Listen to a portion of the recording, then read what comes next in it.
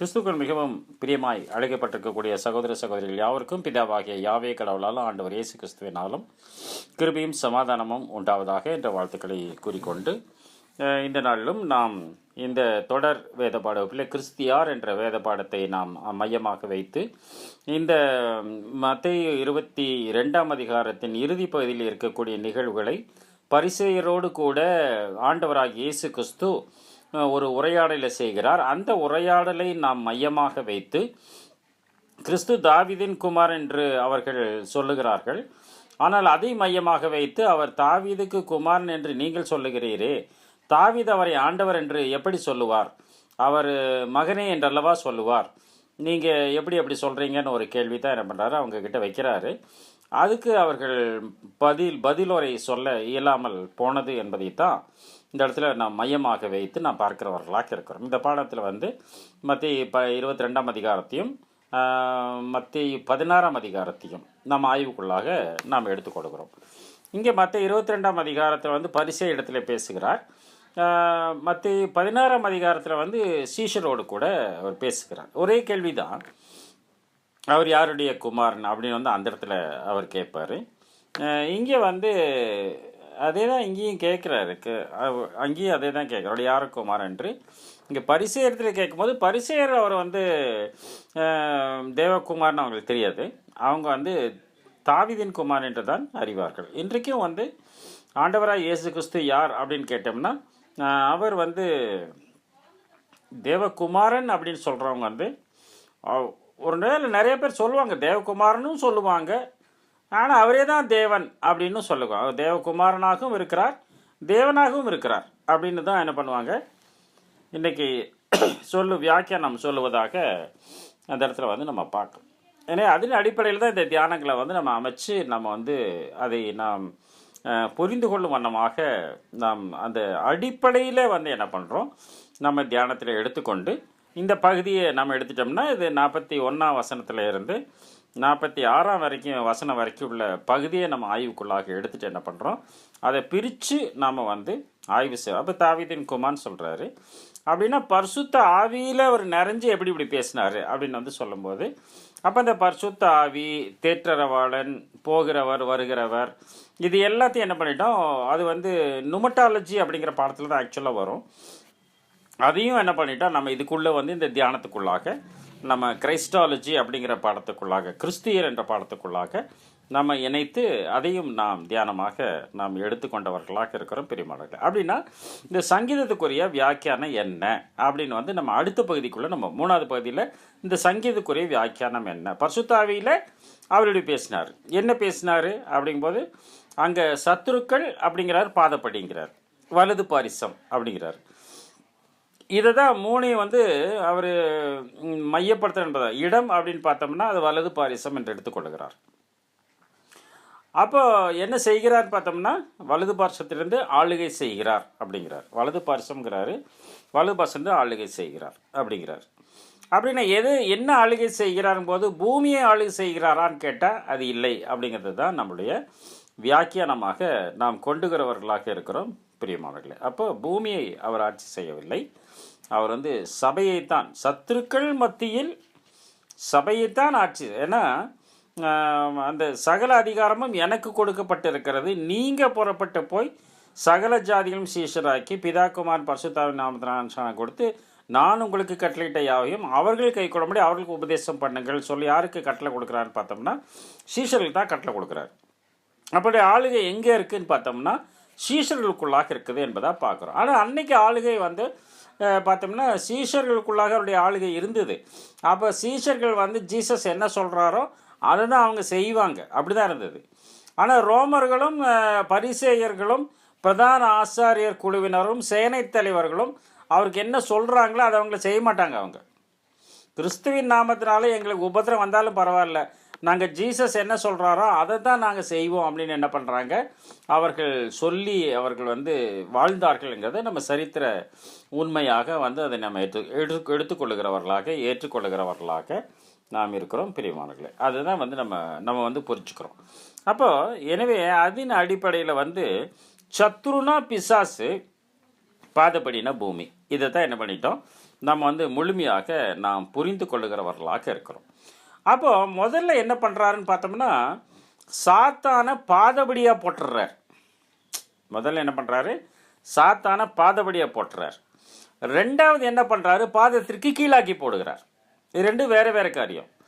அப்போது அது ரெண்டையும் தான் என்ன பண்ணுறாரு அந்த இடத்துல, நான் உம்முடைய சத்துருக்களை உமது பாதபடியாக்கி போடு வரைக்கும் நீர் என்னுடைய வலது பார்சத்தில் உட்காரும் அப்படின்னு கர்த்தர் என் ஆண்டவரை பார்த்து சொல்கிறார்.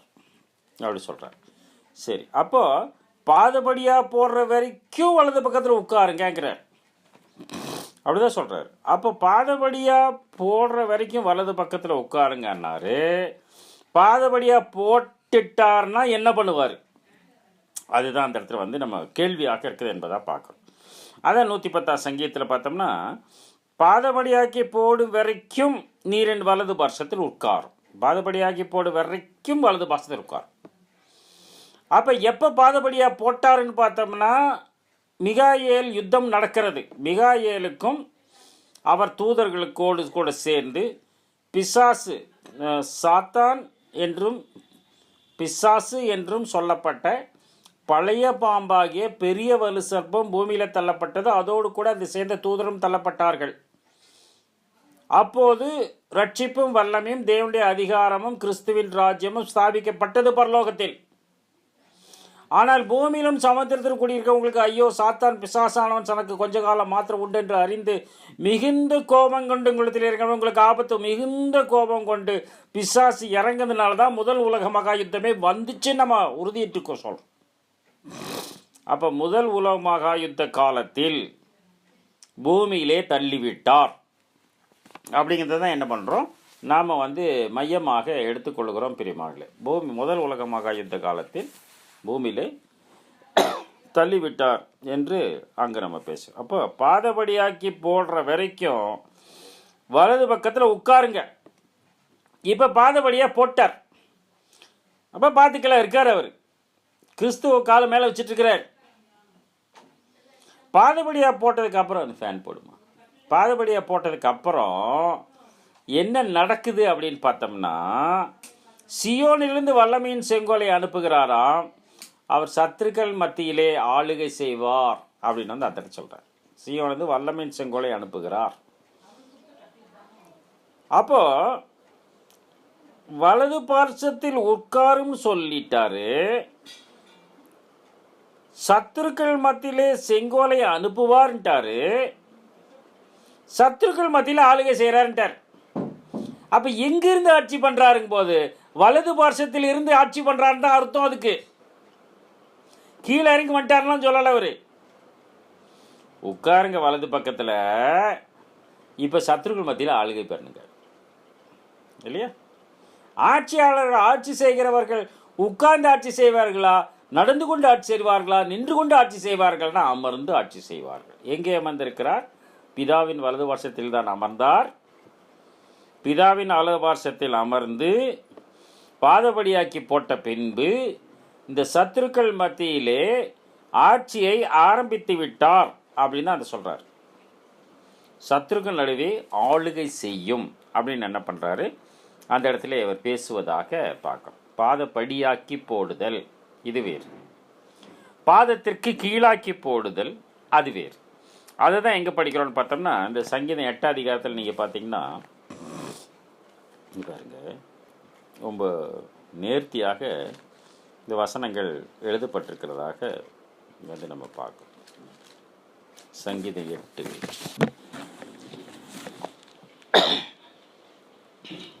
4-6 படிக்கிறேன். மனுஷனை நீர் நினைக்கிறதற்கும் மனுஷகுமாரனை நீர் விசாரிக்கிறதற்கும் அவன் ஏமாத்திரம். மனுஷனை நீர் நினைக்கிறதர், மனுஷகுமாரனை விசாரிக்கிறது அப்படிங்கிறார். அப்போ மனுஷகுமாரன் யாரு? இயேசு கிறிஸ்து. மனுஷன் யாரு? உலக மக்கள். தேவன் தம்முடைய ஒரே பேரான குமாரனை விசுவாசிக்கிறன் எவனோ அப்படிங்கிறார். அப்போ மனுஷன், விசுவாசிக்கக்கூடிய மனுஷன், ஒரே பேரான குமாரன் என்று விசுவாசிக்கிற மனுஷன், அதை தான் சொல்றார். ஒரே பேரான குமாரனை விசுவாசிக்கிறவன், ஒரே பேரான குமாரனை ஒரே பேரான குமாரன் என்று விசுவாசிக்கிறவன் கெட்டு போகாமல் நித்திய ஜீவனை அடையும்படி அவர் தந்தரில் இவ்வளவு உலகத்திற்கு அதான் மனுஷனை நினைக்கிறவர். மனுஷகுமாரனை விசாரிக்கிறதுக்கும் அவர் எவ்வாத்திரம் நீர் அவரை தேவ தூதரிலும் சற்று சிறியவராக்கி நீர் மகிமையினாலும் கனத்தினாலும் அவனை முடிசூட்டி நீர்கிறார். தேவதூதர்கிட்ட சிறியவர் ஆக்கினாலும் மகிமையிலும் கனத்திலும் முடிசூட்டி விட்டீர்கிறார். மகிமையிலும் கனத்திலும் அவரை முடிசூட்டி விட்டார் அப்படின்னு சொல்றார் இல்லையா? சொல்லிட்டு முடிசூட்டி நீர் உங்களுடைய கரத்தின் கிரியைகளின் மேல் நீர் அவருக்கு ஆளுகை தந்து சத்துருக்கள் மத்தியில் ஆளுகை செய்வார். அவருக்கு ஆளுகை தந்து சகலத்தையும் அவருடைய பாதங்களுக்கு கீழ்ப்படுத்தினீர். இது வேற, பாதபடியாக்கி போடுதல் வேற. சகலத்தையும் அவருடைய பாதங்களுக்கு கீழ்ப்படுத்தினீர் அப்படிங்கிறார். பாதங்களுக்கு சகலமும் அவருடைய பாதங்களுக்கு கீழ்ப்படுத்தும் போது அவருடைய ஆளுகை நிறைவு பெறுகிறதுங்கிறார். அவருடைய பாதங்களுக்கு கீழ்ப்படுத்தினீர். பாதபடியாக்கி போடுற வரைக்கும் வலது பக்கத்தில் உட்காருங்க. சத்ருவை பாதபடியாக போட்டுட்டு நீங்கள் ஆளுங்க.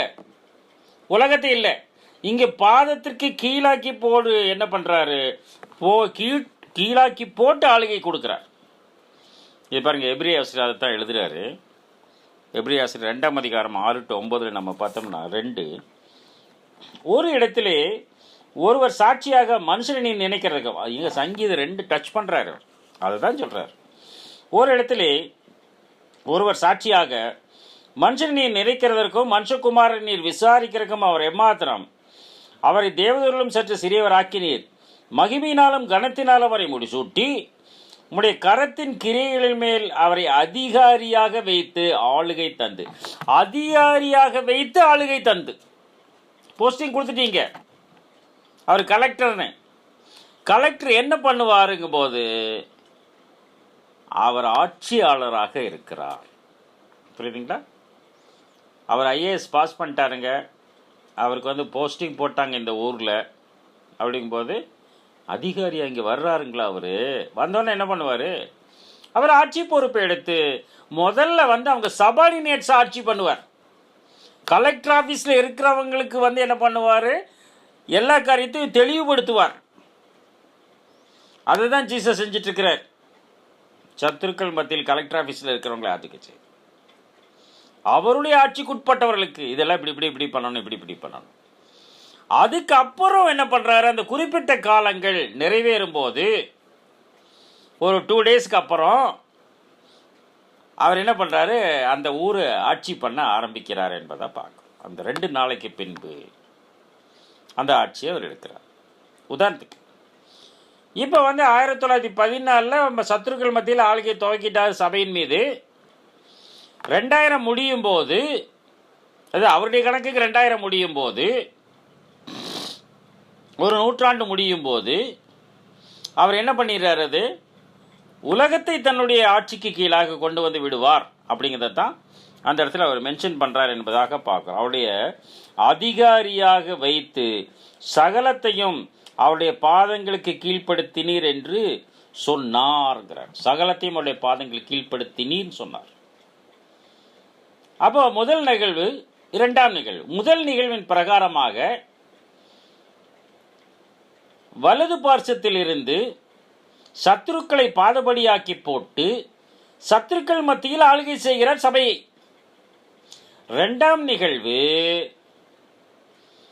சத்துருவை பாதத்திற்கு கீழாக்கி போட்டு என்னுடைய நாமத்தினாலே அவர்களை மிதிப்பீர்கள்னார்.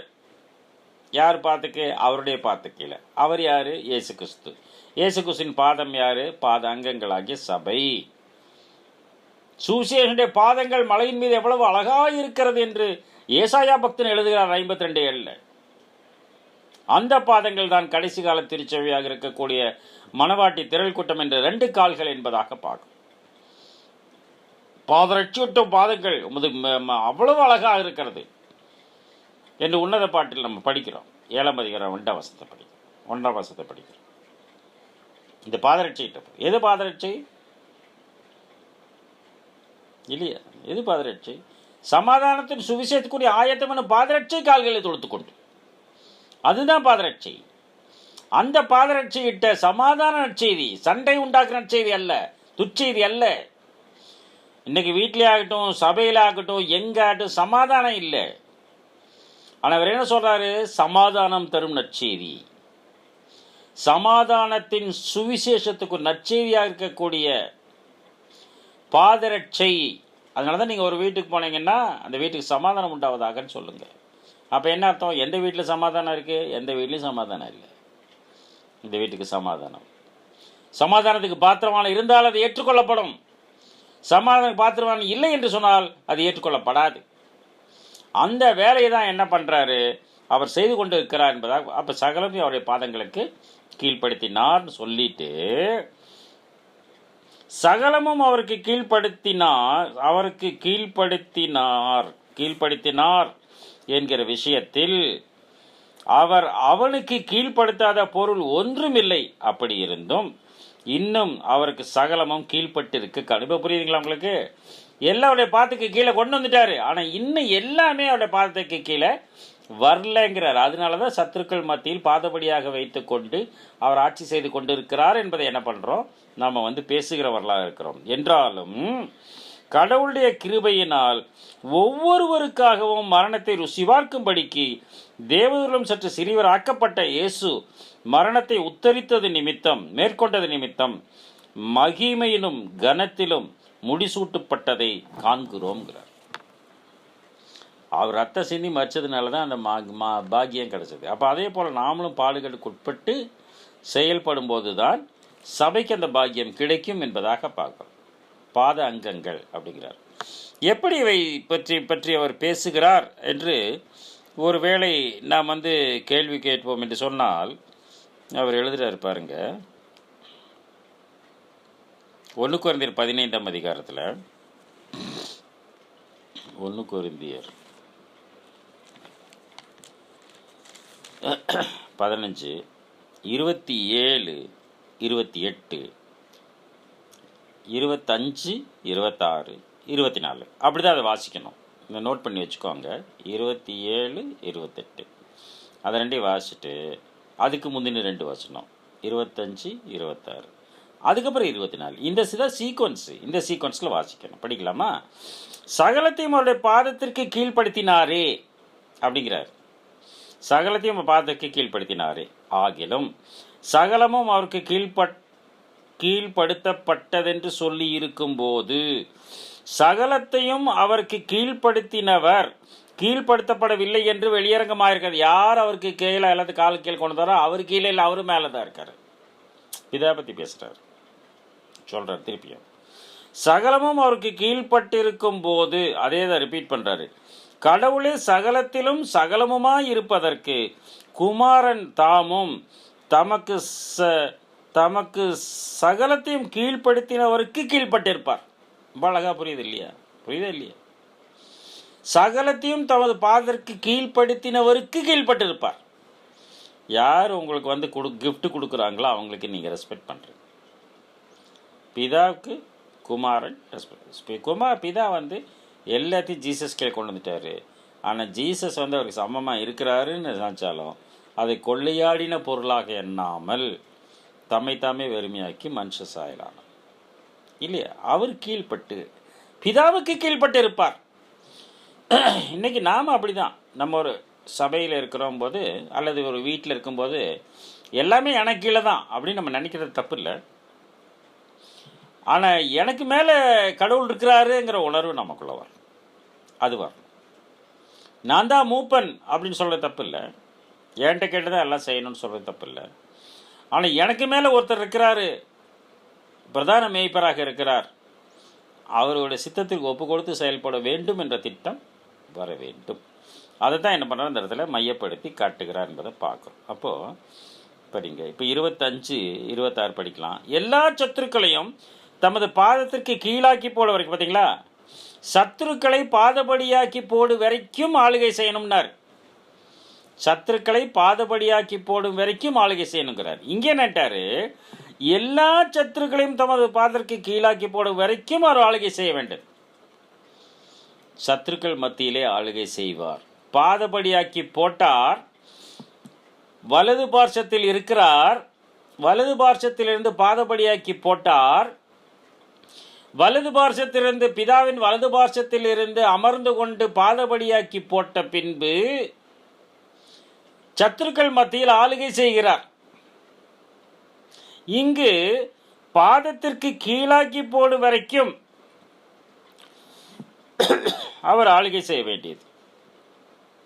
பாதபடியாக்கி போட்டுட்டு ஆட்சி பண்ணுறாருன்னு சொன்னார். புரியுதுங்களா உங்களுக்கு? பாதபடியாக்கி போட்டு ஆட்சி பண்ணுறாரு. எது வரைக்கும்? பாதத்துக்கு கீழே போடுற வரைக்கும் ஆட்சி. அப்போ பாதபடியாக்கி போடுறது என்ன, பாத கீழாக்கி போடுறது என்ன? இப்போ பாதபடியாக்கி போடுறதுன்னா ஃபுட் ஸ்டோரில் வச்சுக்கிட்டு இருக்கிறவார், சபையின் மீது ஆட்சி பண்ணுவார். எது வரைக்கும்? பாதத்துக்கு கீழே போட்டு நசுக்கிற வரைக்கும்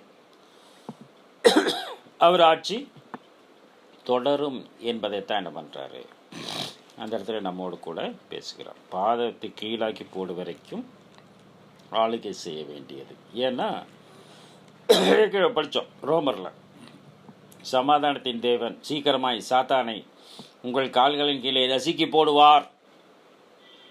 பாத்திற்கு கீழாக்கி போட்டார். யார் பாத்துக்கல? இயேசுவின் பாத்து கீழாக்கி போட்டார். இங்கே என்னங்கிறாரு? சாத்தானை உங்கள் கால்களின் கீழே நசுக்கி போடுவார். யாரு? சமாதானத்தின் தேவன். அதான் சமாதான செய்தியை கொண்டு போகும். அப்போ பாதத்திற்கு கீழாக்கி போட்டால் கால் மிதிக்கு நசுக்கவர். அப்போ அது வேற. பாதபடியாக போட்டால் நசுக்க மாட்டார், பாதத்துக்கு கீழாக்கி போட்டால் நசுக்கி போடுவார். இதைத்தான் இந்த இடத்துல அவர் மையப்படுத்துகிறாரு, நம்ம பார்க்குறோம். அதனால தான் நம்ம விசுவாச பிரமாணத்தில் பாதத்திற்கு கீழாக்கி போடும் வரைக்கும் ஆளுகை செய்ய வேண்டியது இந்த ரோம 1 Corinthians 15 24-25 வசனங்களை கொடுத்துருப்பாங்க. அதனால தான் நம்ம என்ன பண்ணிட்டோம், அந்த விசுவாச பிரமாணம் திருத்திய விசுவாச பிரமாணம் போட்டோம். ஏன்னா அவங்க திருத்தாமையே சொல்லிட்டு இருக்கிறாங்க. நாங்கள் தான் எல்லாத்துலேயும் பெரியவங்க, எல்லாம் எங்களை விட்டால் வேறு எவனுக்கு ஒன்றும் தெரியாதுங்கிற நினைப்பில் இருக்கக்கூடிய சகோதரர்கள் சகோதரிகள் எந்த போடுறாங்க, பாதபடியாக்கி போடும் வரைக்கும் ஆளுகை செய்ய வேண்டியதுங்கிற வசனத்தை 110:2 போட்டுட்டு அவங்க போட்டிருக்கிற வசனம் 1 Corinthians 15-25 போட்டிருக்காங்க. ஆனால் 1 Corinthians 15 பாதபடியாக்கி போடுதுன்னு இருக்கானா? இல்லை, அங்கே வேற. அதை புரிஞ்சுக்கணும். பைபிளை வச்சு பார்க்கணும். காரியங்கள் இப்படி இருக்கிறதா என்று தினந்தோறும் வேத வாக்கியங்களை ஆராய்ந்து பார்க்காமல் நூற்றாண்டுகள் கடந்து சென்று விட்டது. 1-2 இல்லை. என்னைக்கு இது வசனத்தின் பிரகாரமாக இல்லை தப்பாக இருக்குதுன்னா அது திருத்திக்கணும். நாங்கள் திருத்த மாட்டோன்னா எல்லாம் ஒன்று தான், எல்லாம் ஒன்று தான். மரியாதை கும்பிட்றவங்களும் ஒன்று தான், திரியக தேவனை கும்பிட்றதும் ஒன்று தான், எல்லாம் ஒன்று தான். என்னைக்கு வசனம் எப்படி இருக்குன்னு நம்ம பார்த்து அந்த வசனத்தின் பிரகாரமாக நம்மை மாற்றிக்கொண்டால் நமக்கு நித்திய ஜீவன் உண்டு. வசனத்தின் பிரகாரமாக நாங்கள் மாற்ற மாட்டோம், நாங்கள் பெரிய ஆளுங்க தான், எங்களுக்கு எப்படி கொடுக்கப்படுதோ அப்படி தான் செய்வோம், அப்படி தான் நம்ம நினச்சிட்டு இருந்தா அது மாற்றது கடினம் என்பதாக பார்க்கணும் இல்லையா? சிலுவையின் மரணம் நம்மை தாழ்த்தினார்கிறார். சமமா இருக்க எண்ணாமல், அப்படி விசுவாச பிரமாணத்தில் எப்படி எழுதுறோம், சமமா இருப்பதை கொள்ளையாடின பொருளாக எண்ணாமல்ங்கிறது வசனம். சமமா இருக்க எண்ணாமல்ங்கிறது விசுவாச பிரமாணம். சமமா இருப்பதை கொள்ளையாடின பொருளாக எண்ணாமல், அந்த கொள்ளையாடின பொருளை வசனத்தை நம்ம சொல்லக்கூடாதா? அதில் நம்ம டைம் வேஸ்ட் ஆகி போயிருமா? அதை சுருக்கணுமா? கர்த்தராகிய இயேசு கிறிஸ்துன்னு சொன்ன என்ன தப்பா? இயேசு கிறிஸ்துன்னு சொன்ன தப்பா? இயேசுன்னு சொன்னால் போதும் அப்படியா? வசனத்தில் எப்படி இருக்கோ அப்படி சொல்லிட்டு போகணும். கர்த்தராகிய கிறிஸ்து இயேசுன்னு இருந்துச்சுன்னா அப்படி படிங்க. சமமாக இருப்பதை கொலையாடின பொருளாக எண்ணாமல்ங்கிறத அப்படி சொல்லுங்க. சமமாக இருப்பதை கொலையாடின பொருளாக எண்ணாமல்ங்கிற வசனத்தை சமமாக இருக்க எண்ணாமல் சொன்னீங்கன்னா அர்த்தம் மாறுது. பாதபடியாக்கி போடும் வரைக்கும் ஆளுகை செய்ய வேண்டியதுங்கிற வசனத்தை பாதத்திற்கு கீழாக்கி போடு வரைக்கும் ஆளுகை செய்வேன்னு சொல்லுச்சுன்னா அது தப்பு. என்னன்ட்டாரு, சகல சத்துருக்களை தமது பாதத்திற்கு கீழாக்கி போடு வரைக்கும் ஒரு ஆளுகை செய்ய வேண்டியது பரிகரிக்கப்படும் கடைசி சத்துரு மரணம். பார்த்து கீழாக்கி போடுற வரைக்கும் சத்துருக்கள் மத்தியில் ஆளுகை செய்வார். எப்போது? பாதபடியாக்கி போடும். அது கரெக்டாக தான் இருக்கு, வசனம் மாற்றி போடும். பாதபடியாக்கி போடு வரைக்கும் ஆளுகை செய்யும். எதை? சபையை. பாதத்திற்கு எது வரைக்கும்? பாதத்திற்கு கீழாக்கி போடு வரைக்குமாக. புரியுதுங்களா உங்களுக்கு? அதாவது பாதபடியாக்கி போடும் வரைக்கும் வலது பார்சத்தில் உட்காருங்க. பாதபடியாக்கி போட்டுட்டு வலது பார்சத்தில் இருந்து வல்லமையின் சொங்கோலை பெற்றுக்கொண்டு சபையை ஆட்சி செய்யுங்கள். பாதத்திற்கு எது வரைக்கும்? பாதத்துக்கு கீழாக்கி போடுற வரைக்கும். பாதத்துக்கு கீழாக்கி போட்டீங்கன்னு மிதிச்சு கொண்டுருவீங்க. இதுதான் சீக்வன்ஸு. இந்த சீக்வன்ஸை தான் என்ன பண்ணணும்? நாம் பெற்றுக்கொண்டு அதன்படி செயல்படுகிறவர்களாக நாம் இருக்க வேண்டும்ங்கிறார். அதான் நம்ம படித்தோம் 110 இல்லையா? அதுதான் தெளிவாக நம்ம படித்தோம். கர்த்தர் சீயோனிலிருந்து தமது வல்லமையின் செங்கோலை அனுப்புவார், நீர் உம்முடைய சத்துருக்கள் நடுவே ஆளுகை செய்யும். எது வரைக்கும்? சத்துருக்களை கீழே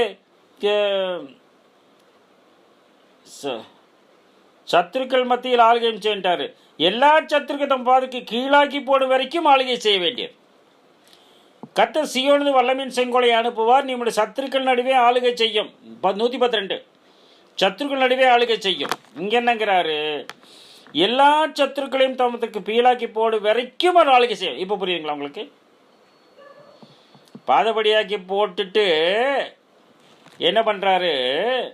வல்லமையின் செங்கோலை பெற்று, சீயோனது வல்லமையின் செங்கோலை பெற்று சத்துருக்கள் நடுவே ஆளுகை செய்கிறார். சத்துருக்கள் நடுவே ஆளுகை செய்கிறார் பாதப்படியாக்கி போட்ட பின்பு. இங்கே எல்லா சத்துருக்களையும் தமது பாதத்துக்கு கீழாக்கி போடு வரைக்கும் அவர் ஆளுகை செய்ய வேண்டியது.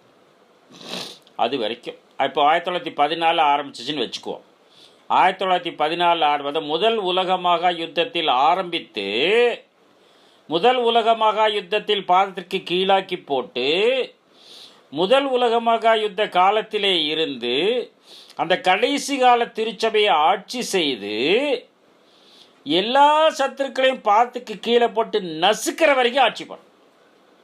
அதுக்கப்புறம் 24 வசனம் படிக்கலாம்.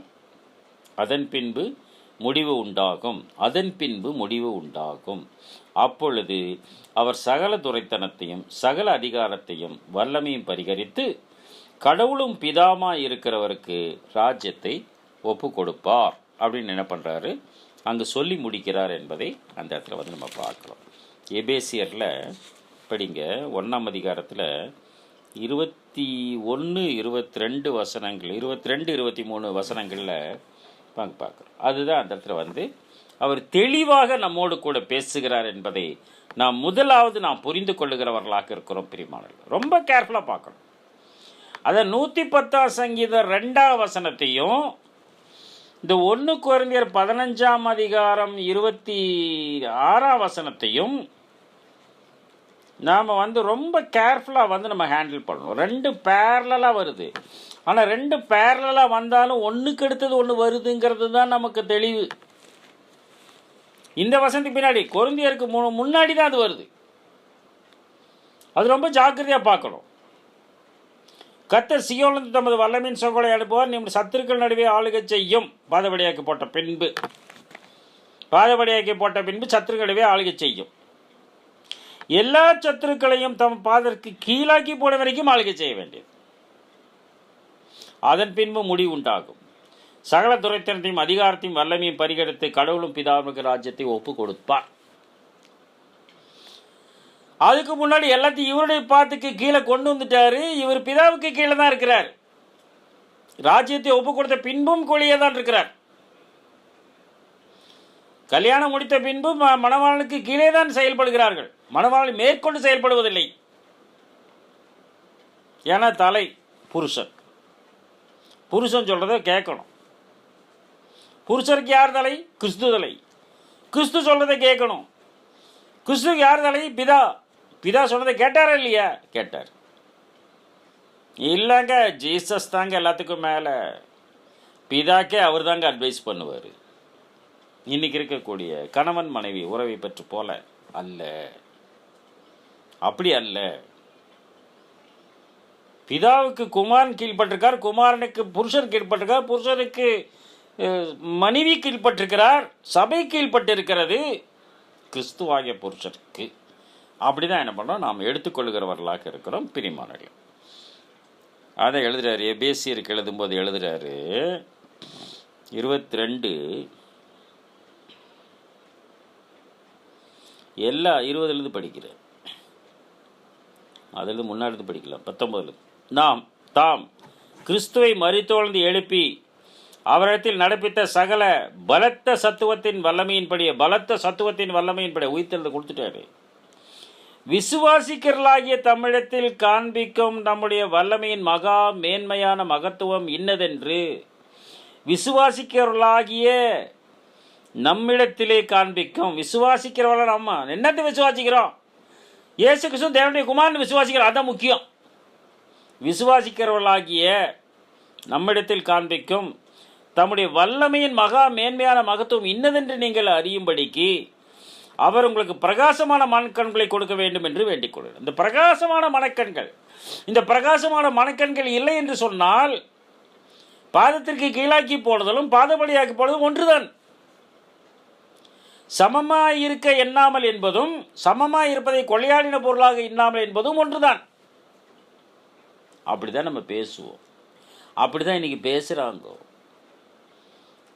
இது கர்த்தருக்கு விரோதமானது, கர்த்தருடைய வசனத்துக்கு விரோதமானது என்பதை புரிந்து கொள்ளாதபடி செயல்படக்கூடிய மக்கள் கூட்டங்களாக இன்றைக்கு வாழ்ந்து கொண்டு இருக்கிறோம் என்று சொன்னால் அது மிகையாகாது பிரியமானது. எல்லா துரைத்தனத்துக்கும் அதிகாரங்களுக்கும் வல்லமைக்கும் கர்த்தத்துவத்துக்கும் இதெல்லாம் ஏஞ்சலிக் அப்படின்னு தான் சொல்கிறேன். நம்ம ஏஞ்சலாலஜி சப்ஜெக்டில் நம்ம படிச்சிருக்கிறோம். துரைத்தனங்கள், அதிகாரங்கள், வல்லமை, கர்த்தத்துவம்.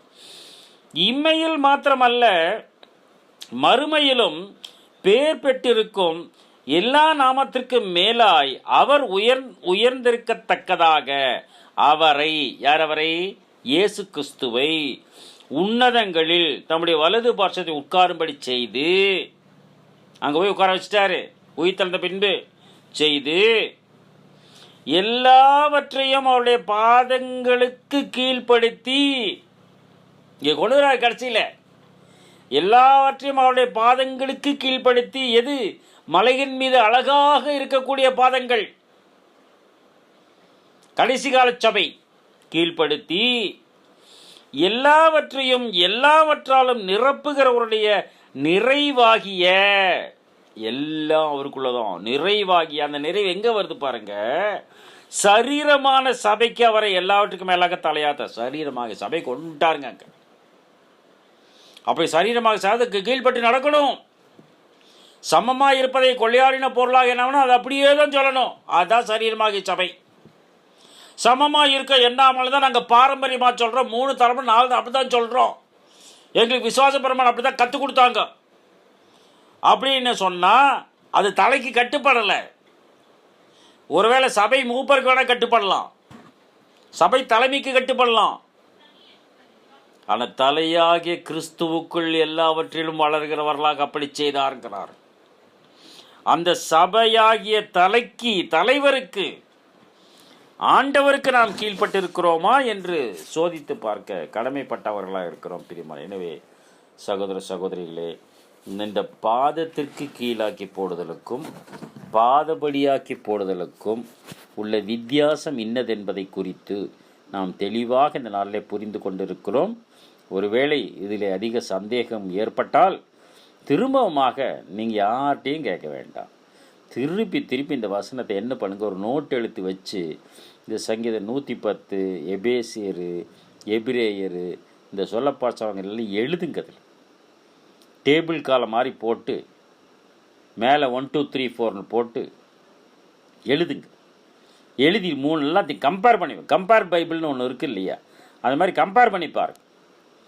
பாதத்திற்கு கீழாக்கி போடுதலுக்கும் பாதபடியாக்கி போடுதலுக்கும் வேறுபாடு இல்லையா இருக்காங்கிறத நீங்கள் தெளிவாக புரிஞ்சுக்கலாம் பிதாவாகிய யாவே கடவுள் ஆண்டவர் இயேசு கிறிஸ்து கொண்டு இந்த வார்த்தைகளை ஆசீர்வதிப்பாராக. சகோதர சகோதரிகள் தொடர்ந்து இணைந்து வரும்படி கேட்டுக்கொள்ளப்படுகிறீர்கள்.